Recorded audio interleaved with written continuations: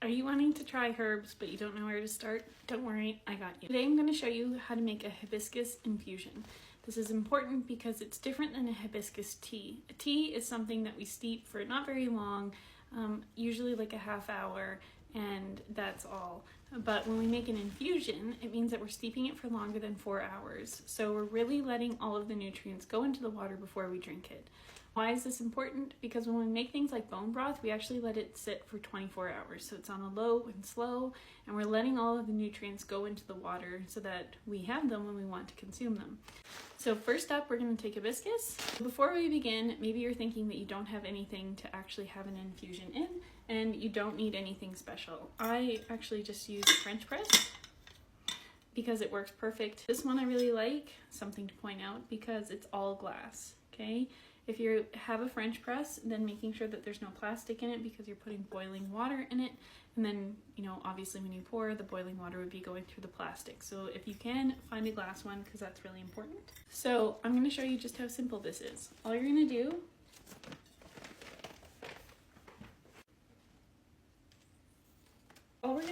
is you can just take a teaspoon and scoop a teaspoon of hibiscus. I'm also going to scoop a teaspoon of raspberry leaf into this infusion.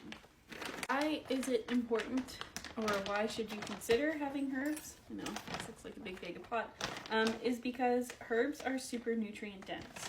So you don't even need very much of them, like 1 teaspoon, that's it. But they have amazing properties to them. So when we are looking at trying to make sure that we're getting all of our nutrients in, having an infusion can be really helpful because it's like superpowering your water, basically. You're making sure that as you hydrate, you're adding extra nutrients and extra minerals into it, and that can be really, really helpful. So like each one of these has really great qualities. Hibiscus has a really high copper concentration, and that's something that we need if we're looking to become pregnant, if we're looking to sustain a healthy pregnancy. And a lot of people don't know that copper is actually something that's being given to the baby at the end of pregnancy. So if, say, you're eating foods that disrupt the movement of iron, you're taking iron supplements, having iron infusions, anything that has to do with the movement of iron can interfere with the baby being able to have the whole 70 milligrams that they're looking to get into their liver before they're born. So if you're having a baby that's born really early, then they have missed out on that period. Or if you're having a baby that's late, then you can think that maybe it's just a slow drip of copper. The baby is having a hard time getting the copper that they need. Another way that can disrupt it is by eating gluten. And it's not for the reason that you might think. It's because of the sprays, first of all, glyphosate that they put on them. And also because iron is added to flour and it's fortified with it. We don't want foods fortified with iron. That's not how iron is going to get in us and help us. We want iron to move through the body. So when we're talking about adding 2 really common ways, raspberry leaf and hibiscus are super easy to get.